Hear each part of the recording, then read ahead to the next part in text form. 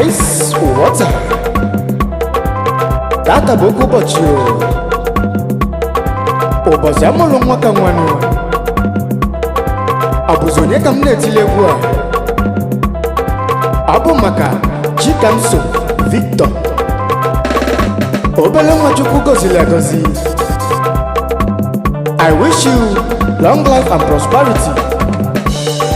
You shall continue to grow in God's wisdom and knowledge. Yagazie mukoma. Sawa.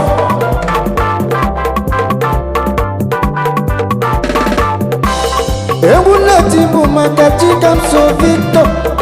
Nwa mụrụ nwa chukwu gozile agozi o. Obele nwanne ya fụrụ n'anya o. Today is your birthday. Many more years to you, CHIKAMSO Niyadi. Children are the future of tomorrow, the leaders of tomorrow. Enolea. Emana nwa nyinye chukwu. Ngozi sinaka chukwu webia. Enolea.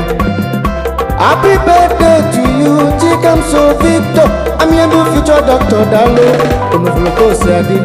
As you celebrate today, I wish you long life and prosperity. Itose nuwa niga kalele nyomboy. Asi itose nuwa niga bakalele ego. Imateko nuwa niga netene yafuma makanota lafufu. Okoki webolo madu. Nannegi no fule nanyo. She loves you so much. Okoyasi mutele degu na tata bunche to mumoli. Happy birthday to you, CHIKAMSO Niyadi. Sawa.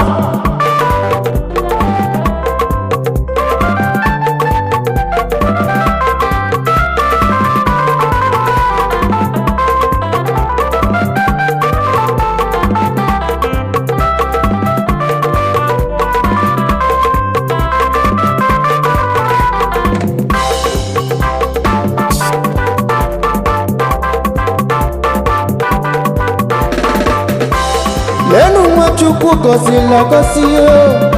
Unafulo ilimi yo. Mwoke mara maka nwani yo. I'm your future doctor Dalo. Fine fine bobo. Tony a fine fine bobo. Tony a fine fine bobo. Mwoke mara maka nwani yo. I'm your future doctor Dalo no. Tony a fine fine bobo. You are +1 today.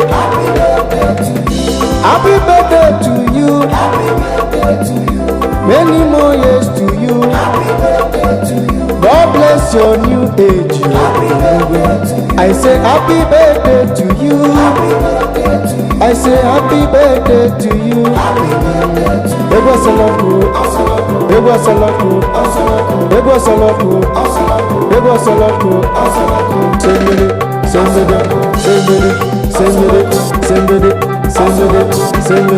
Send me